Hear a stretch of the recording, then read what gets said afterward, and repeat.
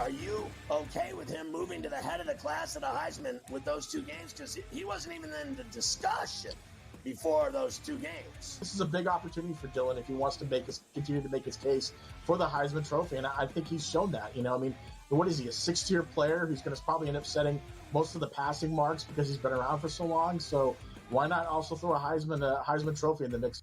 Pharrell Coast to Coast, only on SportsGrid. Anyone that's been to a sporting event, the atmosphere before a game, I think Game Time Decisions has that same exact atmosphere. This is our arena. This is what we do. There is going to be an energy to Game Time Decisions that you will feel night in and night out. The excitement you get when you lock your bets in, when you're figuring out what you want to do, we can zone in on the biggest games each night. I want this to be the place that people come to before the games start so they feel as ready as possible to lock in their cards. We are going to hit every single one of those markets that you need to know about. We're going to go through every single thing, and I've got a great team behind me that's going to help me get the job done. There is not going to be a better place, I promise you, than Game Time Decisions to get that new information, react to it, and be able to then bet accordingly. We will have everything at our disposal, and we will use that to our advantage. I'm Kevin Walsh. Tune into Game Time Decisions from 6 to 8 p.m. Eastern on SportsGrid.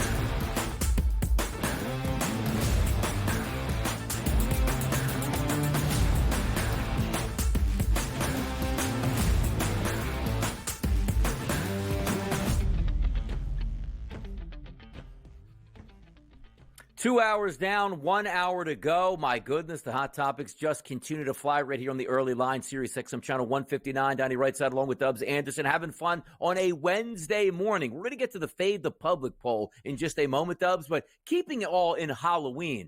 Some of the bigger questions and bigger fights come up here on Halloween is, which candy do you like, and which candy do you hand out at your door for the trick-or-treaters? So, Dubs, I'm going to ask you this. Going around as a kid, what did you get Halloween-wise? Like, what did you like and what did you not like? What's some of the candies were you digging into? I used to love the mini chocolate bars, a little Twix, a little Snickers, a little Mars bar, a little bouncy bar with the coconut sprinkles up on top. Wow. The one that I've yet to dabble with, Donnie, is the candy corn. And, a couple of people have looked at me like an alien this week. They're like, you haven't tried it? I'm like, no, it looks disgusting. It looks like I'm going to have to make another trip to the dentist there. So candy corn is a pass. Don't know what that life is all about. But for me, give me the little kid-size, fun-size chocolates. It's less calories, but I'll consume about 20 of them, which doesn't count. Yeah, always back in the day, you go to people's houses, and it was if somebody was handing out the full-length candy bars here, like the Snickers bars, whatever it is, or even like the full Reese cups, they were absolutely tremendous here. So I am a big Snickers guy as well, but I always remember, sometimes you go to, grandma's or grandpa's, and they give you like a quarter or 5 cents or something like that, and they come on now. And by the way, let me ask you this question. See, my sarcasm gained, a lot more power later in life. Like once I hit teenage years and forward, did you ever go to somebody's house and be like, hey, trick or treat? Like if I'm answering the door, I think I'm going to do this year, which I won't be home maybe for a kid or two. How about trick? How about that? And the kids are like, I don't understand. Like I'm supposed to get candy. Like, no, I'm going to show you a trick right now. Did you ever hit one of these kids with trick as opposed to treat? No, but I won't, Donnie. I'm going to save that one for Thursday night, or maybe trivia. If you can answer my trivia question, I'll stump you, and then you can get a treat. But I tell you what, kids expect too much these days, Donnie. They've got the latest iPhones, they've got the latest iPads. I don't think the kid-sized chocolate bar is probably going to be enough. They're going to want the full complement. Otherwise, it's like, gee, thanks. I'll move on to the next one. Like, kid, you're welcome. You're lucky if you get a ham sandwich when you get to Dubsy's front door. You're lucky if there's chocolate left in this little bucket and I haven't consumed it by the time that you roll around here. I don't know. I'll probably lay out a couple of shots. I'll take a couple of shots for those over the legal age of getting amongst it, Donnie. But should be a good time. I'm no closer to coming up with a judgment on what to wear. I'm leaning towards Joe Burrow, silky white Cincinnati Bengals with the frosted tips up on top. But I want a winning record. I don't know if Joey Burrow's my guy for this season, Donnie. By the way, I do want to start a movement here. There's got to be somebody out there watching the shows like, you know what? I always buy 3-4 bags of candy, hand them out. Before Halloween gets there, you eat half the bags. That's your tradition. And once, Halloween's over, you eat the other half of the bag. You give out the rest. You try to do as much as you can. But there's got to be somebody out there that's going to take that on as a test, Dubsy, and go, you know what? I'm not going to buy any candy. Every time somebody comes to the door, I'm going to show them a trick, man. Is somebody that diabolical out there that can try to actually pull that off? Like, oh, no, I forgot candy. What do I do? Ding, dong. All right, trick or treat. And just like, hey, here's a pen. And now it's like, all right, the pen's gone. Like, all right, kids, have a good night the rest of the way out. Like, I need somebody to be filming that and try that out. So we'll see if somebody steps up to the equation tomorrow. Now, stepping up to the table, Dubsy, I asked you a question. What do you like here on candy? What are you doing on Halloween and stuff? Let's see what the public has to say in a Fade the Public poll. The question today, Dubsy, at SportsGrid on our account, who will win the World Series and in how many games? 4 options, which will be the Dodgers in games 5 or 6 or 7, or the Yankees in game number 7. The leader in the clubhouse, Dubs? Dodgers in game 5, which means they'll close it out tonight. Me? I voted Dodgers in 6. I'm fading the public. How about you? I'm right there with you, Donnie. I think we get through Game 5 this evening. We get it back to the West Coast, and the Dodgers get the score in Game 6 in their building down there at Chavez Ravine. I think the Yankees found a bit of that spark, and we want to see this thing go the distance because hopefully we're all leaning on the overs at 5.5, which is what we got the ticket prior to this series getting underway. But I feel like, Donnie, we waited so long to get a World Series matchup with two of the best of all time, the Dodgers, Yankees, historic, star power, superstars on both sides. Not that we've seen a lack of that thus far, but to finish this thing in 5 games, that would be a travesty to us sports fans. So please, Garrett Cole, get the win. Yankees survive. Let's get this thing back out to the West Coast, and then the Dodgers close it out Game 6. Then the party can start. By the way, you know what's actually wild here? You look at these statistics coming in because the Dodgers in 5 is the favorite at 43.3%. Second comes in the Dodgers in 6 games, which I voted for, at 33%. But the Dodgers in 7 is 4.6% compared to the Yankees in 7 at 18.8. Is there any chance? Forget about the Dodgers in 7. We get to game number 7. It has to just be full-on panic mode out there in Dodger Stadium. My goodness. And I mean, pressure makes diamonds, momentum. It's a wonderful thing to see when it's on your favor. But if the Dodgers drop Game 5 coming up here for Wednesday evening, suddenly they are pushing it uphill, Donnie, and they will be having nightmares getting back to Dodger Stadium. We turn it back to the start of the series. They were very close to dropping that opener. It went 10 innings. They were lucky to get the score in that one. But if we were here looking back and saying, well, it's the Yankees leading this thing 3-2, you'd be saying, wow, what's going on? So the Dodgers, suddenly that's starting to creep in the back of their mind. Freddie Freeman's done everything in his power. The locker room, the clubhouse has been vibing thus far, but that can change very quickly. I think this was a wake-up call last night for the Dodgers, and for the Yankees, this is only going to buoy their chances. They're playing with house money. You drop the first 3 games. History tells us you're not getting back into this series. You're never going to get back into it the whole way and win this thing, but why would you not believe? You've picked up 1 game, worry about the next inning, the next at-bat, that next swing. If you can pick up 2, you just 1 back. Yankees are going to like their chances. So call me a sicko. Call me because it's Halloween here, Donnie. But I tell you what, if the Dodgers can't close this thing out tonight, suddenly 7 games is absolutely in play. But I think the sweet spot for me is the 6 games back out here at Dodger Stadium.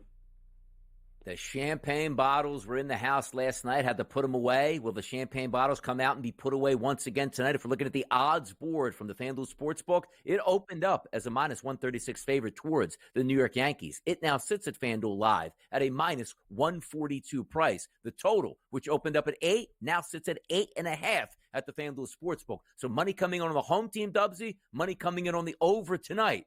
aces on the mound. Flaherty for the Dodgers, Garrett Cole for the New York Yankees. I do think we are headed for Friday night Game 6 baseball on the West Coast. I think that's phenomenal. Things you'll love to see. And the Yankees are going to have the edge out of the starting arm since coming across from Detroit. Flaherty's been a little shaky. I know he looked better going against the Pinstripes a couple games back, but Garrett Cole's the ace. He's going to give the Yankees the best chance to win this game. And, Donnie, we look at all the numbers and the odds makers are going to set these lines of all the metrics, of all the stats, but you have to factor in things like this being a closeout game. This is going to be the toughest game in professional sports in trying to close out a World Series. We joke about the champagne and the ski goggles being in the locker room. That's a distraction. You can bet that all of these Dodgers players have flown in the family, the friends. They're worried about where they're going to celebrate after they get their first World Series, after they get out of the clubhouse. And a lot of that is side smoke that you shouldn't have to worry about. But suddenly, it just makes the waters a little murkier. This is not just the game you're showing up in trying to win. You've got all that in the back of the mind. And suddenly, with that loss last night in Game 4, there is doubt. There is doubt creeping in. And on the other side of the spectrum, there's a bit of confidence building for the Yankees. This is not so straightforward. Minus 136. I love the look in New York this evening. Oh, it's going to be good. And remember, game number 1, you had a great performance out of Garrett Cole that got wasted late by a grand slam by Freddie Freeman. We actually could be 2-2 in this game with Garrett Cole in the mound with the Yankees taking lead, but we aren't. So much to get to. Craig Mish steps up and in next to help us out with the World Series. We'll be right back.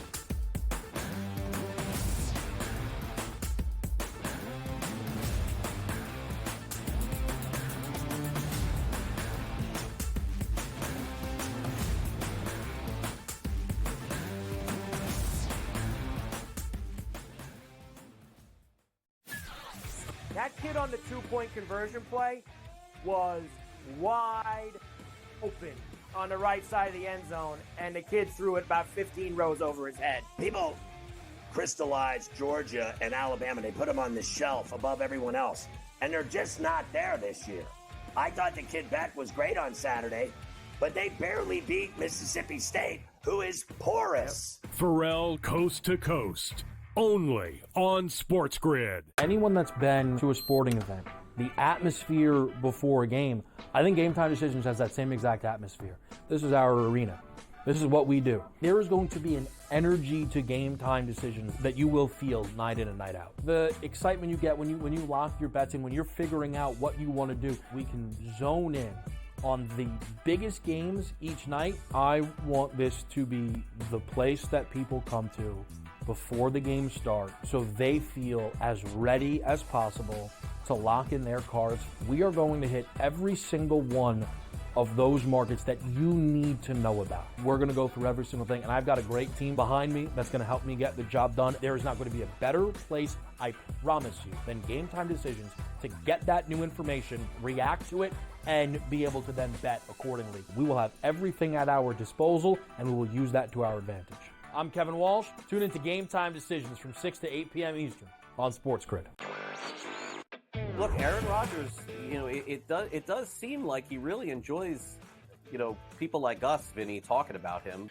I don't know what's going on here with Aaron Rodgers. I think that there's some frustration settling in, and the Jets were not supposed to be this bad of a defense, right? They've had a lot of injuries. Maybe that's the thing here. Robert Saleh's influence is there. I know they have their defensive coordinator running things, but now he's distracted. Newswire, only on SportsGrid.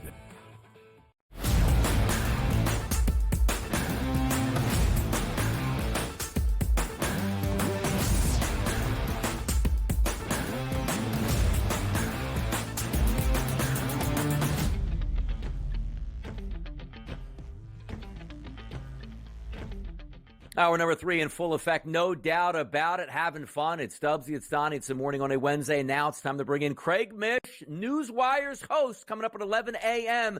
We're going to talk some Major League Baseball. Craig, we might even be stepping up to the plate today saying, okay, we're ready for the offseason, but not the case. How we feeling, Craig? Yeah, I thought it would end last night. I came on here, and honestly, after the first couple innings, I thought it would end last night too. But finally, as we talked about, guys, somebody woke up on the Yankees, and I will get into it here a little bit, but I do kind of think the Dodgers laid down a little bit in this game as it went on. closeout situation, Craig. You always like to see a bullpen game with a kid that's only pitched a couple innings opening up and turned into a lead early for the Dodgers, and then the Yankees woke up and had some great stuff last night, which included a grand slam out of Volpe, but also one of the more interesting player-fan interactions on the right field line between Mookie Betts and a fan. Some are saying that jump-started the game for the New York Yankees, Craig. No, Brent Honeywell jump-started the game for the New York Yankees. I think a lot of people who don't follow baseball that closely may have known that guy right there more than Brent Honeywell, who, by the way, used to be one of the top prospects in all of baseball, pitched for the Rays, but couldn't get anybody out yesterday, and the game was over. And that's what I was saying is I don't think that fan had anything to do with it. I think Dave Roberts, in a 3-0 situation with the team down a couple of runs, had a couple of choices to make, which was, do we push and go all in to come back and tie this, or do we just try and maintain this to see if we can stay in it? And they didn't. But now I think the Dodgers have basically all, their top pitchers and everybody else ready to go for the rest of the series.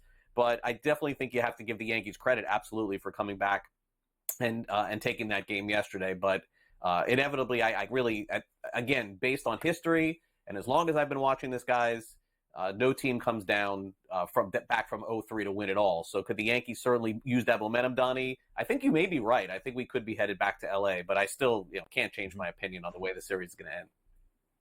Craig, is it going to be on the offensive side for the Yankees, putting up an 11-piece there for Game 4, 11-4? Is that the kind of jolt, the spark that they needed in trying to keep this series alive going into Game 5, where they will have that support from Gerrit Cole being out there on the bump?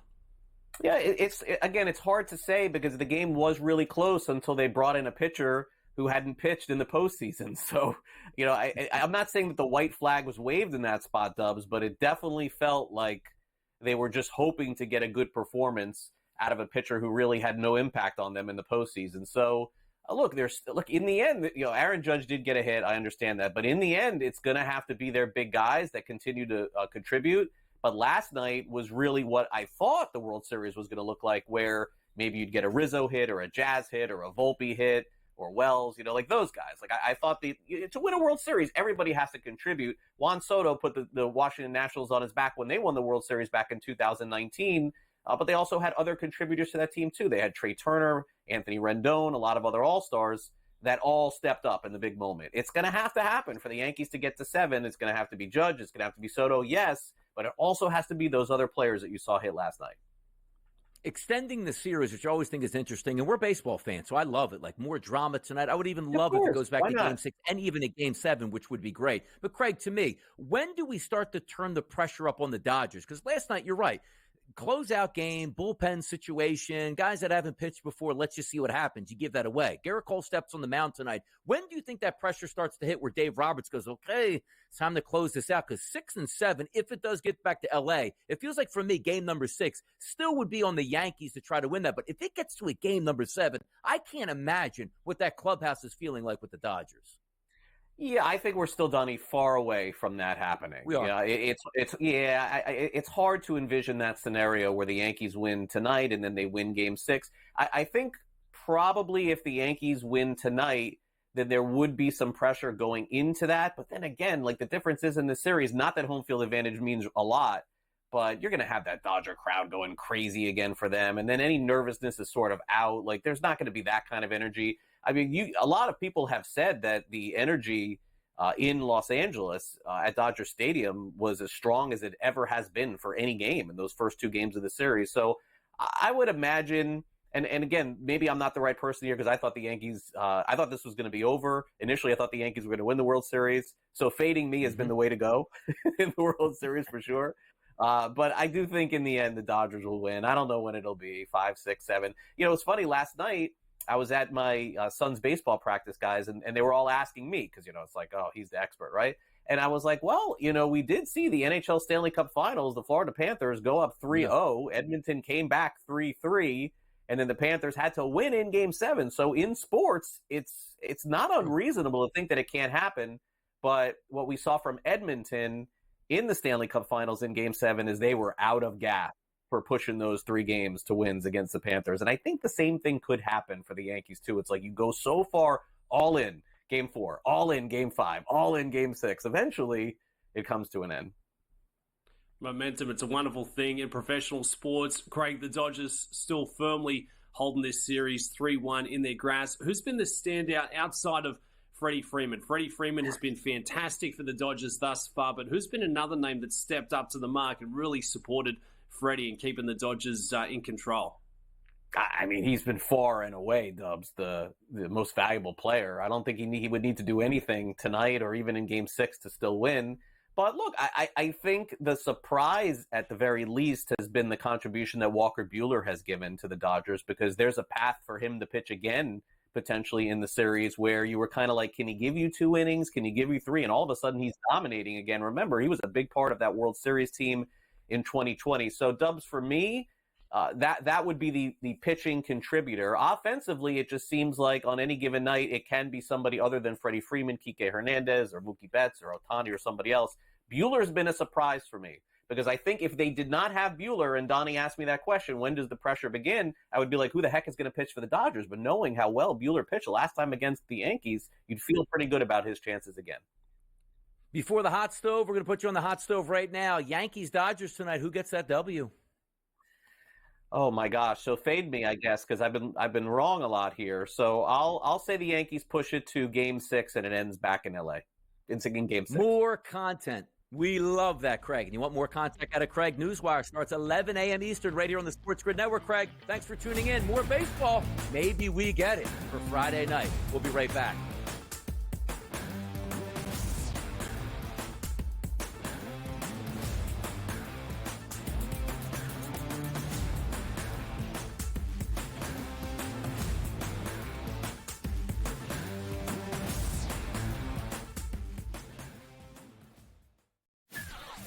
That kid on the two-point conversion play was wide open on the right side of the end zone, and the kid threw it about 15 rows over his head. People crystallized Georgia and Alabama. They put them on the shelf above everyone else, and they're just not there this year.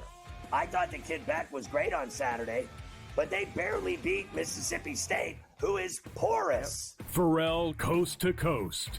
Only on SportsGrid. Anyone that's been to a sporting event, the atmosphere before a game, I think Game Time Decisions has that same exact atmosphere.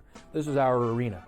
This is what we do. There is going to be an energy to Game Time Decisions that you will feel night in and night out. The excitement you get when you lock your bets in, when you're figuring out what you want to do, we can zone in on the biggest games each night. I want this to be the place that people come to before the game starts, so they feel as ready as possible to lock in their cards. We are going to hit every single one of those markets that you need to know about. We're going to go through every single thing, and I've got a great team behind me that's going to help me get the job done. There is not going to be a better place, I promise you, than Game Time Decisions to get that new information, react to it, and be able to then bet accordingly. We will have everything at our disposal, and we will use that to our advantage.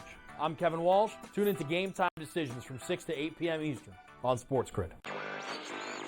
Look, Aaron Rodgers, it does seem like he really enjoys, people like us, Vinny, talking about him. I don't know what's going on here with Aaron Rodgers. I think that there's some frustration settling in, and the Jets were not supposed to be this bad of a defense, right? They've had a lot of injuries. Maybe that's the thing here. Robert Saleh's influence is there. I know they have their defensive coordinator running things, but now he's distracted. Newswire. Only on SportsGrid.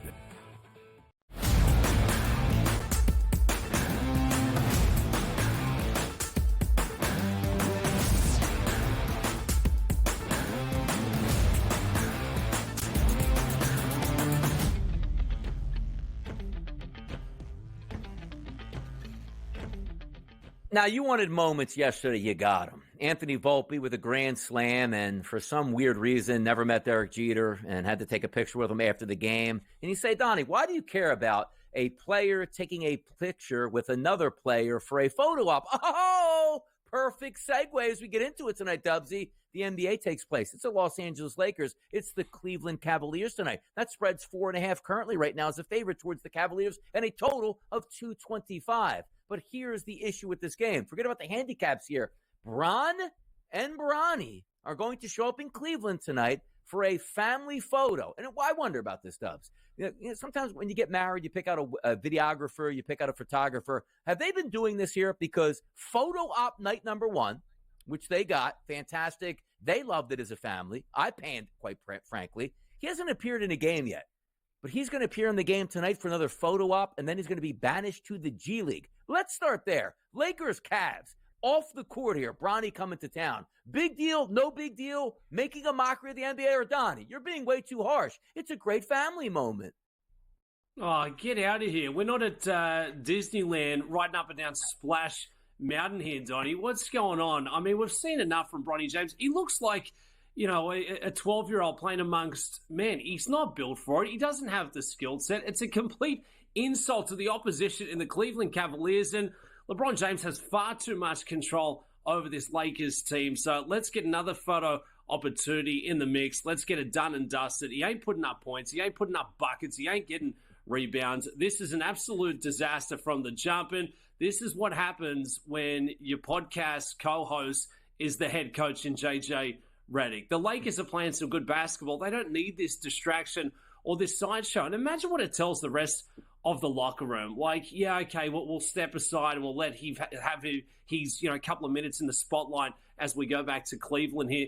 We're trying to win basketball games. This is the NBA. This is the association, one of the toughest environments in professional sports. And you're bringing the young fella up just because it's something you want to do. I'm sorry. I haven't bought in for this one from the jump. If you're trying to play the long game with Bronny James, that ain't it either. I'm sorry. There's levels to this thing. He doesn't have what Dad has in terms of seeing it out there on the hardwood. Give him a minute, 2 minutes at best. I don't like this play for the Lakers at all. And they're probably going to be left Cleveland with egg in the face. So I'm right there with you, Donnie. Like, why don't we just keep going on this? Like, I guess he goes to the G League, but then he might come back for the Miami Heat game in Miami so they can do it again. And why don't we just even take it to the 10th degree here, Dubs? Why don't every game Bronny come in and they stop the game, call a timeout, maybe even like Adam Silver can be there, and Bronny and LeBron can exchange jerseys at half court like players do after the game and take the picture that way here. Wouldn't that be great? Hey, Dad, can you get your jersey? Sure, son. Let me get yours. It makes a mockery of the organic situations in sports are why we love sports, where we don't know what's going to happen and players step up in big moments. Fake photo ops, that's what gets on my nerves. But by the way, Cleveland Cavaliers come into this game 4-0 in the season. The Lakers 3-1. I'm taking the Cavs tonight, -4.5 on Bronny night. How about that? Game number 2 we'll look at. How about the Spurs and the Thunder?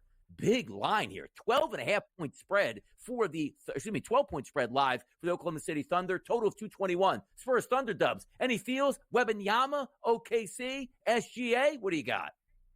Yeah, I love this matchup. Two of the exciting young teams in the NBA. OKC obviously pushing for a championship. They do have the cows. They've got that pedigree. SGA, the shortest price in the MVP market. But this is a big spot. Close to 2 touchdowns in going against Wemby and the Spurs. And we know how San Antonio like to play it. They can shut it down on the defensive side. So for me, if you want to correlate the two bet types here, I think the Spurs grabbing the points in a big spot, bright lights, shining lights going against one of the best teams in the NBA. Give me the points with the Spurs and give me the unders there as well. I'll correlate it towards that total, 221.5.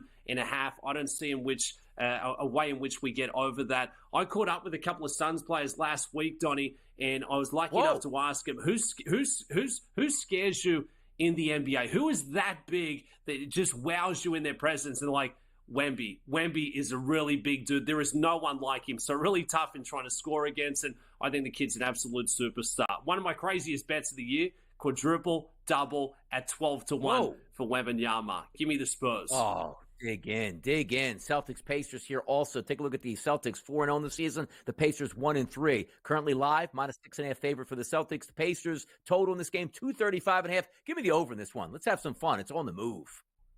Pacers playing with plenty of pace. They can score. Could not stop a nosebleed. The Celtics, the class. Why are the Celtics playing with so much motivation, Donnie? Did somebody take their lunch money? Did somebody tell them they're getting kicked out of Boston? They're playing like an angry team right now.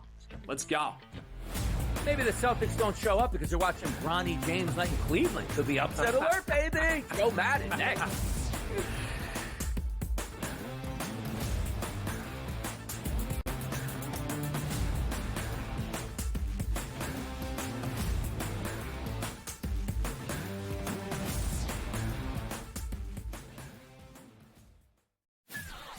That kid on the two-point conversion play was wide open on the right side of the end zone, and the kid threw it about 15 rows over his head. People crystallized Georgia and Alabama. They put them on the shelf above everyone else, and they're just not there this year. I thought the kid Beck was great on Saturday, but they barely beat Mississippi State, who is porous. Pharrell Coast to Coast, only on SportsGrid. Anyone that's been to a sporting event, the atmosphere before a game, I think Game Time Decisions has that same exact atmosphere. This is our arena. This is what we do. There is going to be an energy to Game Time Decisions that you will feel night in and night out. The excitement you get when you lock your bets in, when you're figuring out what you want to do, we can zone in on the biggest games each night. I want this to be the place that people come to before the games start so they feel as ready as possible to lock in their cards. We are going to hit every single one of those markets that you need to know about. We're going to go through every single thing, and I've got a great team behind me that's going to help me get the job done. There is not going to be a better place, I promise you, than Game Time Decisions to get that new information, react to it, and be able to then bet accordingly. We will have everything at our disposal, and we will use that to our advantage. I'm Kevin Walsh. Tune into Game Time Decisions from 6 to 8 p.m. Eastern on SportsGrid. Look, Aaron Rodgers, it does seem like he really enjoys, people like us, Vinny, talking about him. I don't know what's going on here with Aaron Rodgers. I think there's some frustration settling in, and the Jets were not supposed to be this bad of a defense, right? They've had a lot of injuries. Maybe that's the thing here. Robert Saleh's influence is there. I know they have their defensive coordinator running things, but now he's distracted. Newswire, only on SportsGrid.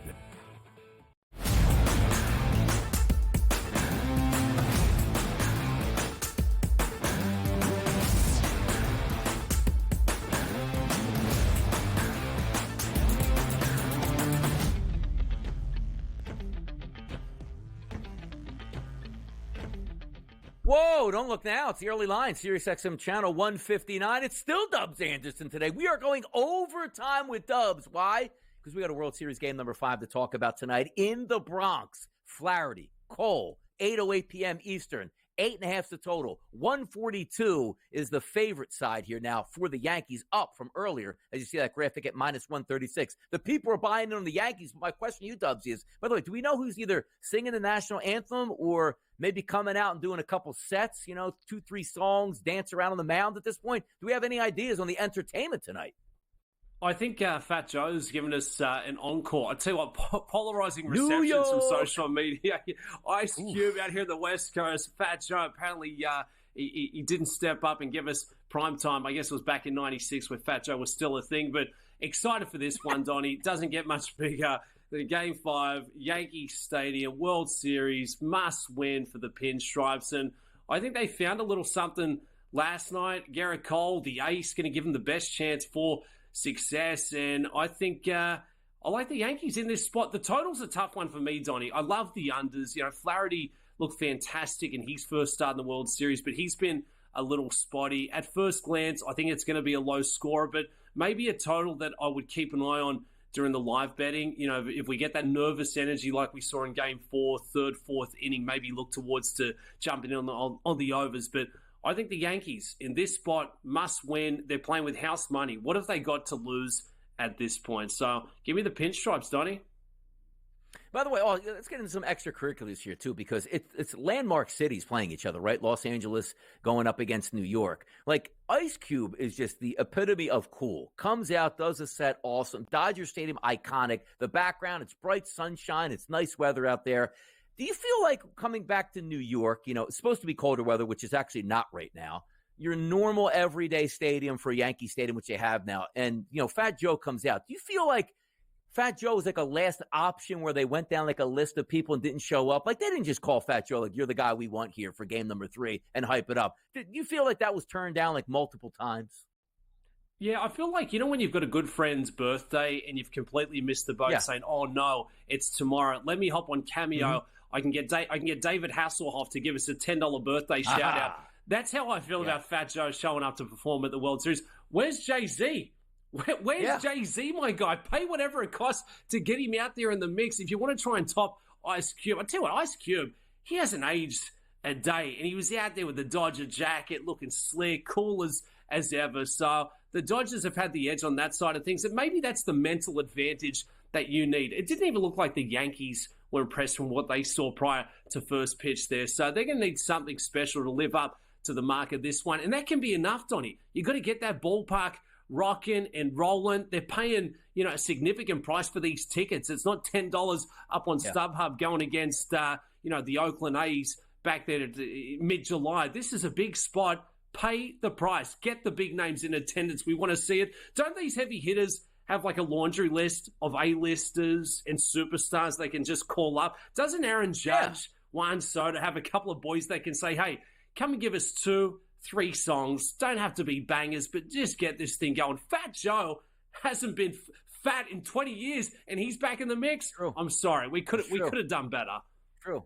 Yeah, but he could have done better here. Some guys have other things to worry about. You're not calling Diddy up to try to come back to New York City. Obviously, Mace, how about that? Mace would be a good one to bring up. How about Cameron and the Diplomats? Come on now. How about Nas? There's so many legendary people that you can bring out there. And you had Fat Joe come out there, New York, what's up? And it'll be like, oh, come on now. We're down 0-2. Now we get this at this point. But you might have a catalyst last night. Ashanti sings the national anthem, and you can pick up a W. We'll see who does it again tonight. And the entertainment should be much better because it shouldn't be a funeral atmosphere. You're getting actual hope tonight. Oh, the producer says it's TBD tonight on who's going to show up, which means we might have something big in the works. Matsui throwing the first pitch tonight. Come on, man. We couldn't get better than Matsui either. That's for another time. But you do have your ace on the mound, which is Garrett Cole. I am taking the Yankees to win this game tonight. Jack Flaherty, last 30 days, 89 batters he's faced. How about this, Dubsy? Really struggling against right-handed batters, so you flip it right back to the two big boys in that lineup. Aaron Judge, do you trust he's back? Base knock last night, walk last night, also got an RBI last night. Giancarlo Stanton didn't come through when he needed to last night, but still, his last 42 at-bats has 385 ISO power number against right-handed pitching. Could he make a dent? Gleyber Torres had a home run last night. That's another guy. I'm hunting right-handed batters tonight, Dubsy, going against Jack Flaherty. I think the Yankees win this game. I think we get baseball on Friday night, and we'll be a better nation because of that. Let's do it. Game 6 back here on the West Coast. Donnie, if I were to throw this one at you, Flaherty's a little spotty, a little vulnerable. We've seen it time and time again. Who could be the bat to send one yard? If we're looking for a bit of fun, we've got Aaron Judge at plus 230. He found a little something last night. You've got Stanton, who's slower than a wet week, but we don't need him to run. He's at plus 300. And then Juan Soto at plus 390. Out of the big hitters for the Pinstripes, who's sending 1 yard? Who's going to be that hero of the concrete jungle? I got to tell you, you say, Aaron Judge, you're waiting for him to wake up. Sooner than later, he's going to run into a fastball and crush it. And also, typically on the last couple days on the East Coast in October, you're supposed to be freezing cold out there, pitching in the 40s and maybe a wind blowing in, maybe some flurries in the air. 65 degrees at first pitch tonight, as if they're playing in Los Angeles. A wind blowing out the left field. It's only 6 miles an hour. But did you know also, Dubs, on Halloween here, over 80 degrees on the East Coast. So maybe that ball is going to travel a little bit longer. But if I had one guy to pick, it's Aaron Judge. If I had two guys to pick, it's Aaron Judge and it's Giancarlo Stanton for me for the New York Yankees. So let's flip it over to the Los Angeles Dodgers of where they might be able to do some damage tonight. Garrett Cole, right-handed pitcher, very good. His last 30 days, 94 batters, a 106 ISO against, and the 298 weighted on base percentage for the season. He's been great all the way around. But the one thing you always like about that Dodgers lineup, Dubsy, they can really hit right-handed pitching. Ohtani, Betts, Freeman, Hernandez, Muncy, Kike Hernandez, and then Will Smith, all elevated ISO power numbers over their past month against right-handed pitching. So we look at that total going from 8 up to 8.5. I guess I agree with that. We got a ton of runs last night, but you have your aces on the mound. Am I expecting 3-1, 3-2? Not necessarily. I don't know if we get the 9 runs tonight. How are you feeling about that total tonight from your side?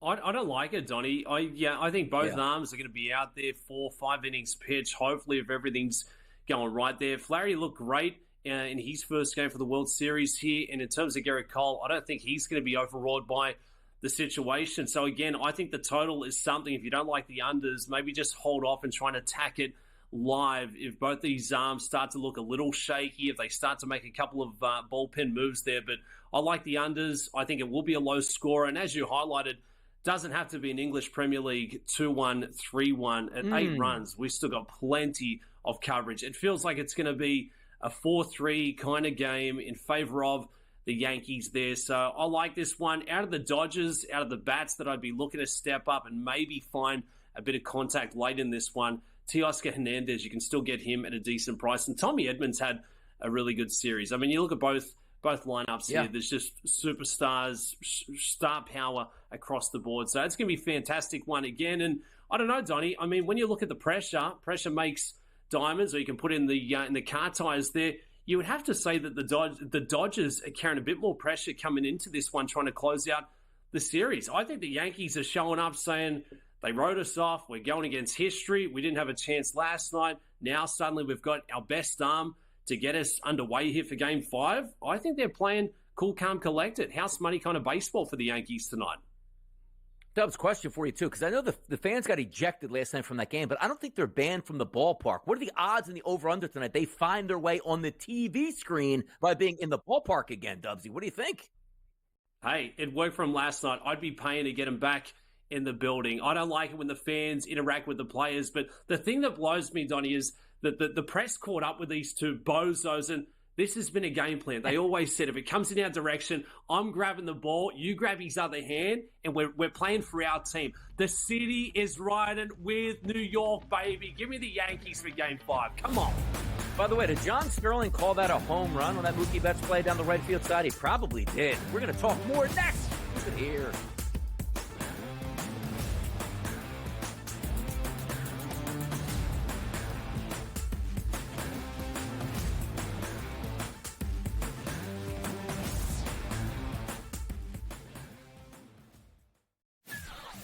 That kid on the two-point conversion play was wide open on the right side of the end zone, and the kid threw it about 15 rows over his head. People crystallized Georgia and Alabama. They put them on the shelf above everyone else, and they're just not there this year. I thought the kid Beck was great on Saturday, but they barely beat Mississippi State, who is porous. Pharrell Coast to Coast, only on SportsGrid. Anyone that's been to a sporting event, the atmosphere before a game, I think Game Time Decisions has that same exact atmosphere. This is our arena. This is what we do. There is going to be an energy to Game Time Decisions that you will feel night in and night out. The excitement you get when you lock your bets in, when you're figuring out what you want to do, we can zone in on the biggest games each night. I want this to be the place that people come to before the games start so they feel as ready as possible to lock in their cards. We are going to hit every single one of those markets that you need to know about. We're going to go through every single thing, and I've got a great team behind me that's going to help me get the job done. There is not going to be a better place, I promise you, than Game Time Decisions to get that new information, react to it, and be able to then bet accordingly. We will have everything at our disposal, and we will use that to our advantage. I'm Kevin Walsh. Tune into Game Time Decisions from 6 to 8 p.m. Eastern on SportsGrid. Look, Aaron Rodgers, it does seem like he really enjoys, people like us, Vinny, talking about him.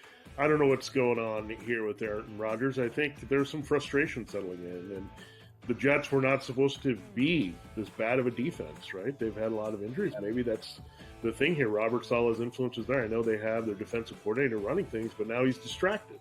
Newswire, only on SportsGrid.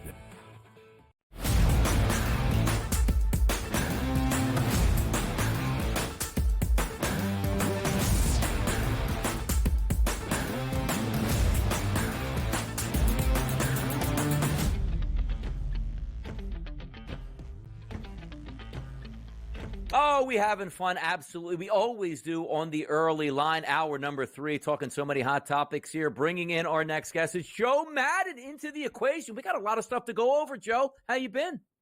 I've been really good. Excited for everything going on today and tomorrow. We've got a great weekend slate as well in football, Donnie. Excited for it.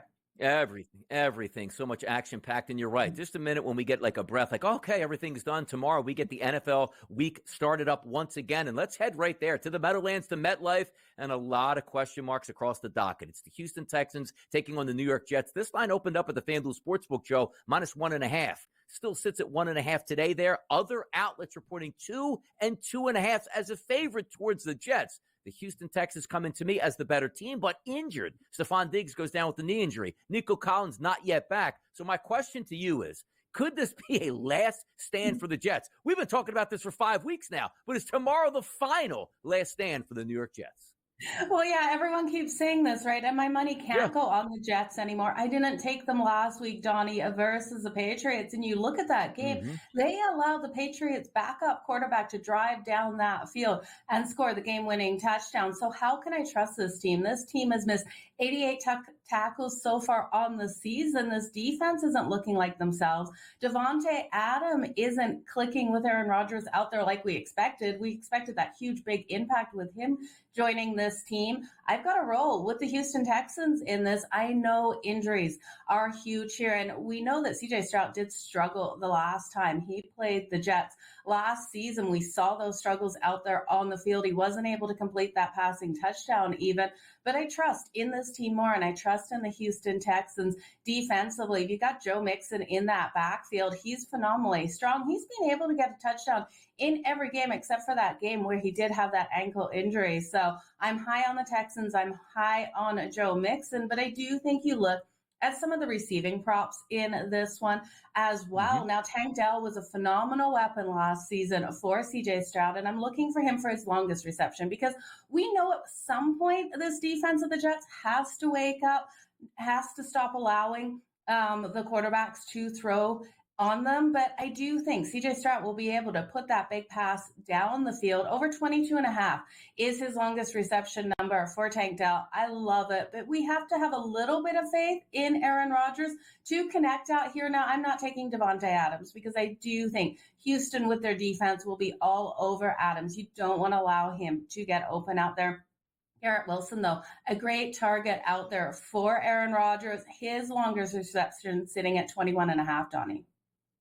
Yeah, by the way, if you're picking any guy to score a touchdown on the Texans right now, certainly we Mixon. He's been absolutely fantastic for the Texans, and we'll see if the Jets have a last stand or if it's a wrap on the season with Aaron Rodgers. Let's move it over here and talk some NHL action. The Stanley Cup odds. What are you guys kidding me? It's only been a week and a half into the season. No, they're already out here, and changes are being made. Joe, I'll ask you quickly on these. Of the teams, the Oilers, the Stars, the Panthers, the Rangers, the Leafs, the Devils, changes from opening day till now. What have you seen, and who do you like? Oh, you know what? You've really got to look at the New York Rangers. The New York Rangers coming out so phenomenally strong on all sides of the puck. This team has been phenomenal net. You've got one of the best goaltending duels in the league between Igor and Jonathan Quick, and I love what they're able to produce offensively. This offense has so much depth on all of their lines, and I do think they can compete against the best of them because you've got that goaltending as well as a solid defense. The penalty kill is phenomenal, and you look at their power play, second best in the league on that power play. So I do think this team has every ability. At plus 1,100, I will be putting some money on that. Now, I did like the Devils originally, but the Devils have had a couple of struggles. I still do think they're a solid place to look in the New Jersey Devils. We're getting more value. Their line has moved the opposite way at plus 1,300. I'm expecting this team to come together a little bit more solid over the next couple of weeks. They've had some rough losses out there, Donnie. Yeah, can the Rangers put it together and come up with a victory? We know they have the goalie for it, just a matter of getting that timely scoring once they get to the playoffs. So we do have some hockey tonight, absolutely. 6 games on the card. The one we're going to focus on, the Calgary Flames taking on the Hockey Club tonight, as you've seen me have rant multiple times on this network. 9:30 p.m. Eastern start. This game opened up at a -140 price as a home favorite towards Utah, Joe, but now we're down to a -125. Money coming on Calgary and a total listed between 6 to 6.5, depending on where you're shopping at. What are we looking at tonight between Calgary and Utah, Joe? Yeah, I'm not shocked money has been coming in on Calgary because they've won the last 3 meetings here versus Utah, 9 of the last 10. So this is a team they've dominated. And if you're looking at trends in any sports, they really do hold so true in hockey. Now, what I like about Calgary tonight is Dustin Wolf in net, not Dan Vladar. Dustin Wolf has looked phenomenal this season so far. He's been the stronger goaltending of their goaltending tandem, and he's ultimately the backup goaltender, even though they really haven't said. This is our lead goaltender in Dan Vladar. Now you're looking at him 3-1 on the season with a 2.74 goals against average and a 924 save percentage. I do think he can stop Utah here in this one. Both of these teams on losing streaks. So Donnie, Calgary losing the last 3, Utah losing the last 4. I do think the goals will come at some point in this game. We know there's power on both sides. Clayton Keller coming out here for Utah. But I do think you look here at Calgary straight up on the money line. You also look at Kuzmenko for that anytime goal. He's already got 4 goals and 3 assists on the season. And Nazem Kadri, another strong player to look at. We've also seen Huberdeau really step up for this team. The chemistry is just working out there for Calgary, sitting 4th in the Pacific. Let's get down to the real basics on this Utah Hockey Club. Now, I've been voted multiple times best dressed male on the network here at the SportsGrid Network, so I consider myself a fashionista. Look, Utah Hockey Club, the jersey, the shield. I mean, Joe, help me out on this, please. Do you please agree with me? We need to get a change quickly here. Yeah, we absolutely do. And I do believe they will be changing this name. Still going to be a voted upon name at some point, hopefully next season. They're the Utah Yetis because I think that name would fit perfectly for them. Perfect. Absolutely perfect. The Utah Hockey Club, and if it catches like, oh, we're just going to stick with it, I'm going to have a big grievance against that. No doubt about it here. But we bring Joe on. We love to talk hockey. She's going to be here all season long with us. Also, make sure you follow her on the SportsGrid Network. Doing big things, Joe. Thanks for waking up and shining with us this morning. Of course. Thanks for having me here. Always fun to talk with you, Donnie. By the way, don't go anywhere. Joe's up next, solo mission. She's going to point you in the right direction on the ice right here on the early line.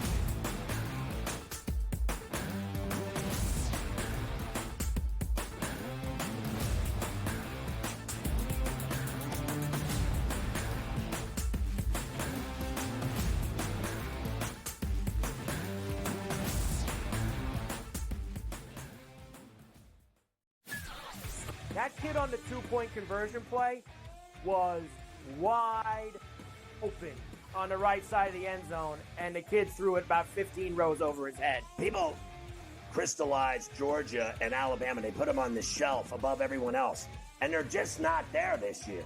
I thought the kid Beck was great on Saturday, but they barely beat Mississippi State, who is porous. Pharrell Coast to Coast. Only on SportsGrid. Anyone that's been to a sporting event, the atmosphere before a game, I think Game Time Decisions has that same exact atmosphere. This is our arena. This is what we do. There is going to be an energy to Game Time Decisions that you will feel night in and night out. The excitement you get when you lock your bets in, when you're figuring out what you want to do, we can zone in on the biggest games each night. I want this to be the place that people come to before the games start so they feel as ready as possible to lock in their cards. We are going to hit every single one of those markets that you need to know about. We're going to go through every single thing, and I've got a great team behind me that's going to help me get the job done. There is not going to be a better place, I promise you, than Game Time Decisions to get that new information, react to it, and be able to then bet accordingly. We will have everything at our disposal, and we will use that to our advantage. I'm Kevin Walsh. Tune into Game Time Decisions from 6 to 8 p.m. Eastern on SportsGrid. Look, Aaron Rodgers, it does seem like he really enjoys, people like us, Vinny, talking about him. I don't know what's going on here with Aaron Rodgers. I think there's some frustration settling in, and the Jets were not supposed to be this bad of a defense, right? They've had a lot of injuries. Maybe that's the thing here. Robert Saleh's influence is there. I know they have their defensive coordinator running things, but now he's distracted. Newswire. Only on SportsGrid.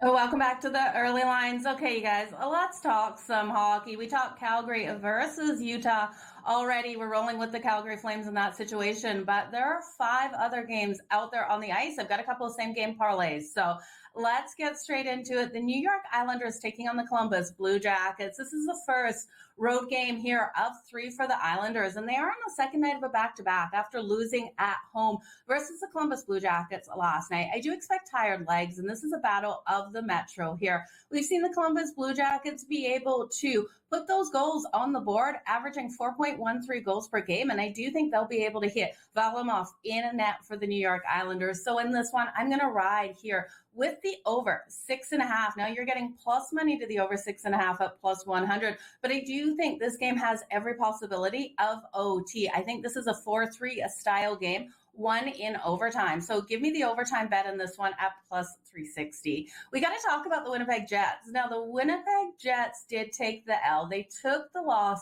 after winning 8 games consecutively to the Toronto Maple Leafs. It was a hard loss, you guys. And if you live bet that one, grabbing the Jets plus the 2.5 did end up cashing as they lost that 6-4 as the Toronto Maple Leafs went up huge in the first period.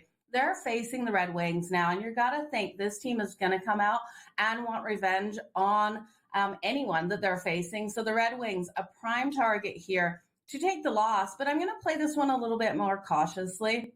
We look at the Winnipeg Jets, and they're phenomenally strong on that power play. It is converting at 44.4% of the time, the best in the whole league. And we look here at the kill of the Detroit Red Wings, not solid at all, only killing 66.7%. I'm going to look here at the Winnipeg Jets to be able to convert on that power play. And I do think you can look at their top 3 guys on the top line and the top power play for their points tonight and combine those points. And then outside of that, look at those power play points. So looking here, I would parlay Josh Morrissey, Mark Scheifele, and Kyle Connor for the anytime point tonight. And when you do so, it's coming in at plus 142. Now, you can look at them for the power play point as well, because I expect those power points to come in. They're great plus money. Kyle Connor is plus 180 on the night for that power play point. He has 4 power play goals already this season. The anytime goal coming in at plus 130. So that parlay, I think, is where it's at. That's just a regular point for those 3 at plus 142. Again, Morrissey, Connor, and Scheifele. Going down the list, we got the Tampa Bay Lightning taking on the Colorado Avalanche. Vasilevsky expected here for Tampa. And I do think you look at this Tampa Bay Lightning team, this is one of the best offenses in the whole league. Tampa's kill has been one of the worst, so and they're going to have to be careful because Colorado's power play is clicking elitely. So looking here, if Tampa can stay out of that box, Tampa has every ability to roll into Colorado tonight and get the win. Looking at the Tampa Bay Lightning, they're coming in at minus 102. But I do think in this first period, with these high octane offenses that we have on both sides of the puck, you've got to look.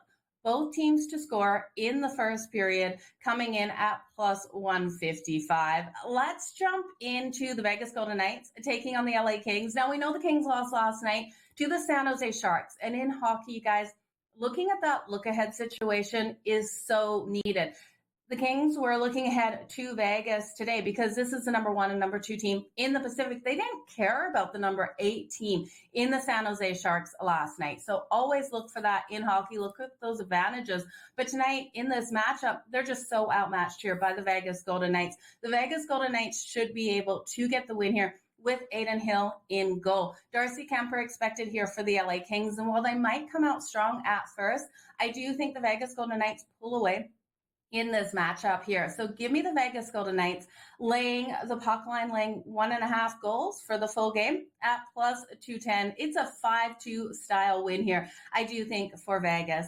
And last but not least, you guys, we have to talk about the New Jersey Devils versus the Vancouver Canucks. This is a battle of the Hughes brothers. We've got Luke, Jack, and Quinn Hughes all out there on the ice. Of course, Quinn Hughes here for the Vancouver Canucks. Jack and Luke here for the Devils. I'm taking all 3 of these guys parlayed for a point tonight. It's amazing to see them all out there on the ice together. And every time we do, we have an explosion of points for them. So Luke, Jack, and Quinn Hughes all for 1 plus points tonight, coming in at plus 309. We're getting so much value out there on the ice. I do think the Devils can get the win in this one, and I do expect this one to go to overtime as well. Plus 350. If it does go to overtime, you guys, you look at the Vancouver Canucks. They've lost 3 already in overtime this season. Don't go anywhere. Newswire coming up in just the next couple of minutes. Thanks for joining me here on the Early Line.